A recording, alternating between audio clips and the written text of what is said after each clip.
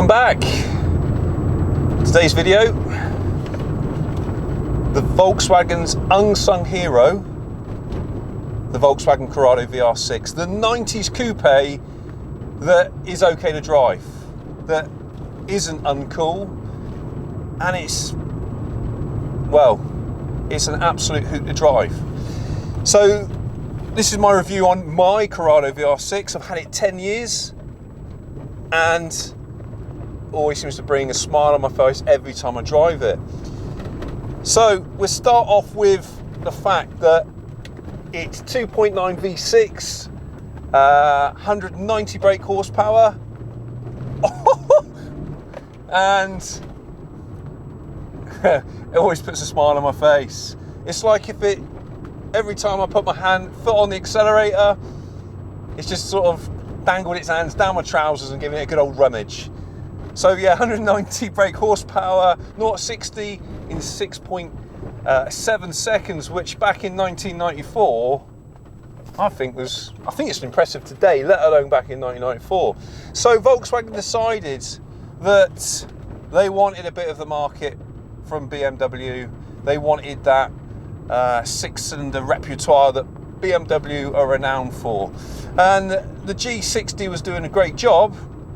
Fantastic engine, I've owned one myself, as I said in my previous video in the Golf. Unfortunately, the G60 is probably not the most reliable things. I've never had an issue with them, but they were renowned to be unreliable. Obviously, this was the 80s, supercharging and turbocharging wasn't the most reliable back then as it is today. And also Volkswagen, it was costing them an arm and a leg to produce this J-Lader supercharger. So they thought, right, okay, we're, as the Americans would say, no replacement for displacement. Let's build a big V6. But they wanted it in the Golf, in the Corrado Passat, and they wanted it to be very, very compact. So they decided to put this VR, which means that basically you've got not a conventional V6 where the V is in the 60 degree category. They've actually pushed it down to 15 degrees, hence why the R means, I think it's inline V6. The Corrado's got the 2.9, the Golf's got the 2.8.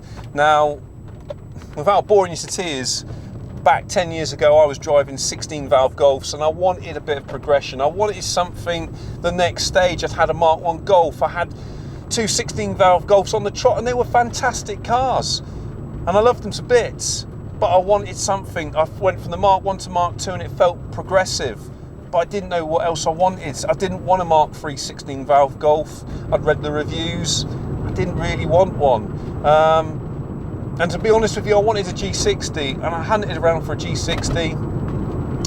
I come across an Edition 1, which I really wanted at the time and the guide sold it. And I was really, really disappointed. So I decided to look for something else. I was just going through the free ads one night and I remember being a 15-year-old lad walking through town centre and seeing one of these cars parked up and thinking, wow, it just looks the business. That big, fat bottom that it's got. I didn't know really much about them at the time, and I went to see this one, broke all the rules in the book, bought the first one I saw, which is crazy, you should never do that. And yeah, here I am 10 years later doing a YouTube video on it. I should have done one earlier really, but never mind. So I've really wanted a performance car, and it definitely is progressive. What I love about the VR6 Corrado is the fact that it's a Golf, but a little bit extra. So you've got Golf up the front, Passat in the rear, it's got passive rear steer. You look in the dash and you've got Passat instrumentation, bit Porsche-like if you like, because it's got a massive, great big speedo, and actually the two other gauges on the side, you've got the rev counter on this side you've got the temperature gauge and the fuel gauge. So the speedo stands right in the middle and it's quite prominent, and I really like that. And I remember the first time I drove it, when I picked it up, when I bought it, and I got to a fuel station and I was like, this makes me feel so special, and I love cars that do that. It just made me very, very sunkered down. It's not like a Mark II Golf where you are up high, the screen pillar is a lot higher. This thing, you feel, dare I say, Porsche-like in it, and that's what the idea of was with the Corrado. It wasn't just to be a BMW nicker of people that bought BMWs, but it was up against the Porsche 944, and it does feel very Porsche in here. It feels, I say, really special. So I've got, I'm sat in it now, and just you feel really comfortable. The seats are nice and comfortable, they're heated. But the most of all, it's that soundtrack, which I'm going to demonstrate in a minute when I've got a nice bit of open road. I'm going to wind down the window. It's that V6 bark that it gives. People have wondered why I kept this and sold my G60, and I loved my G60 to bits. But this thing just puts a smile on your face every single time that I drive it. The gear change is very mechanical. You feel that you're sort of making the effort. The only age you've got is ABS and traction control, and it's very, very basic, so you are, it's a proper driver's car, and it was known to be, back in the 90s when these things came out, the drivers, the best front wheel driving car that money could buy at the time, which I think is a good accolade really for Volkswagen. It was built in the Carman factory.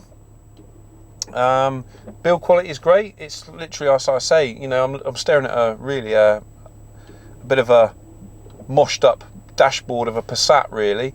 So it is, on paper it shouldn't work. It's a Golf with a bit of Passat, really.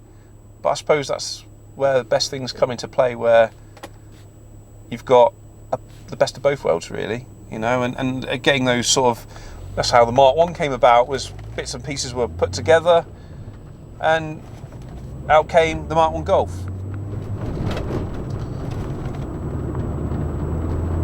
And it's a really, really pleasurable drive. It's so much more refined than a Mark II Golf, and I love Mark II Golfs. I've had loads of them, but this thing just is fantastic. It's just so refined, it's well balanced. You've got obviously a hydraulic clutch in this, and you haven't in the Mark II. It's cable, and it's just a nice progressive change from getting from a Mark II Golf into this. Is just, it still feels really modern today. I get in, my wife's Passat, and I'm going to do it anyway. Let's listen to the soundtrack. We've got to do this. This is what it's all about. So let's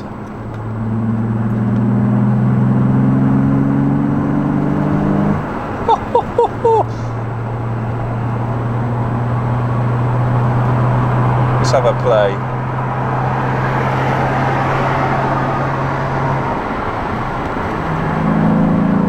Oh, just that bark it makes is fantastic.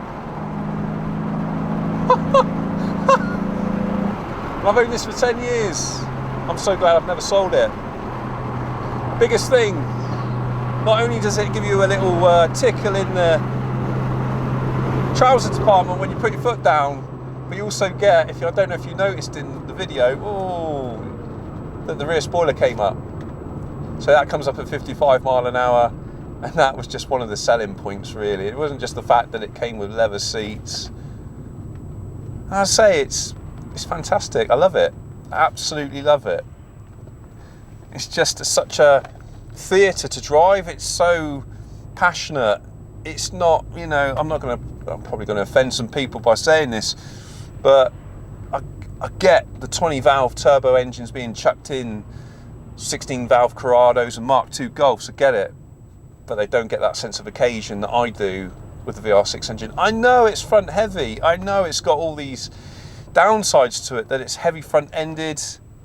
It's a heavy old lump, the old VR6 engine, but you can see why so many people put VR6 engines in Mark II Golfs, the R32 engines, because it's that sense of drama, that sense of occasion, that you know, that fizz you get from driving it. You know, it's not all about speed. It's about the drama and the ambience of driving a car and getting that sound and theatre around you. And that was great. I could do that all day long, wouldn't get bored of it. Fantastic.